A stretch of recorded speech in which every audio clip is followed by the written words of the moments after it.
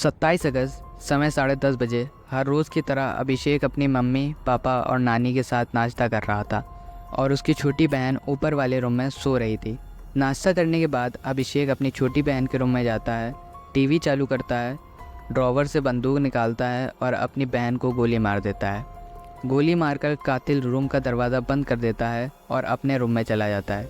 फिर अपनी नानी को गिटार बजाने के बहाने अपने रूम में बुलाता है।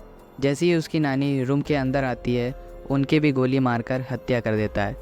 5-10 मिनट बाद अभिषेक नीचे चला जाता है जैसे कुछ हुआ ही नहीं। कुछ देर बाद उसकी माँ पूछती है कि नानी कहाँ है, तो अभिषेक अपने रूम की तरफ इशारा करता है। जब उसकी माँ रूम की तरफ बढ़ती है तो अभिषेक भी धीरे धीरे उनके पीछे जाता है।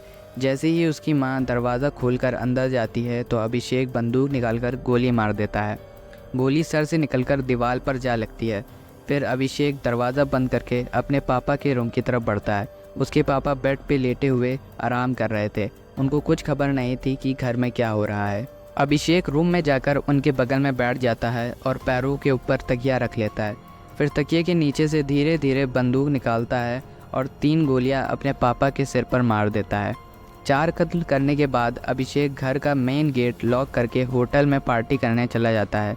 पार्टी में वो सही से कुछ खा पी नहीं पा रहा था क्योंकि उसके दिमाग में अभी भी कत्ल वाला मंजर घूम रहा था। इसी वजह से वो घर वापस आ जाता है। घर के बाहर से मम्मी पापा को कॉल करता है और फिर अपने मामा को कॉल करके बताता है कि घर में कोई फ़ोन नहीं उठा रहा और घर का दरवाज़ा भी लॉक है। बगल में रहने वाले चाचा और आस पड़ोस के लोगों को भी इसकी जानकारी देता है। बहरहाल खुद चाचा के घर की दीवार फांदकर अपने घर में दाखिल होता है और घर का मंजर देखकर रोने और चिल्लाने लगता है। उसकी चीख सुनकर आस पड़ोस के लोग भी अंदर आ जाते हैं और अंदर का मंजर देख के सबके होश उड़ जाते हैं। जब ये केस पुलिस के पास पहुंचा तो पुलिस ने तफ्तीश शुरू की।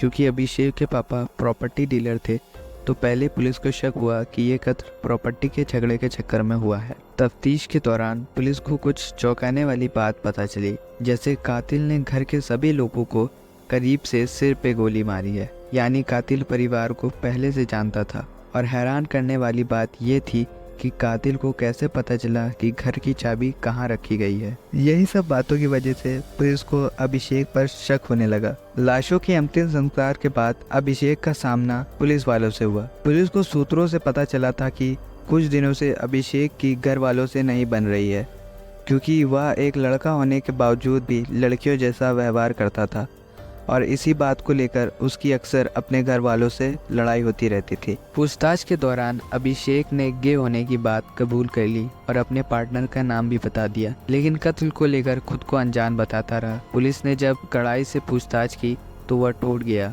और कबूल कर लिया कि वो चारों के चारों कत्ल उसी ने किए हैं। उसने कबूल किया कि उसके परिवार वाले उसके गे होने के कारण नापसंद करते थे और वो अपना सेक्स भी चेंज कराना चाहता था, जिसके लिए 5 लाख रुपए लग रहे थे, लेकिन घर वालों ने इतने पैसे देने से मना कर दिया और इसी गुस्से में आकर उसने सारे के सारे कत्ल कर डाले।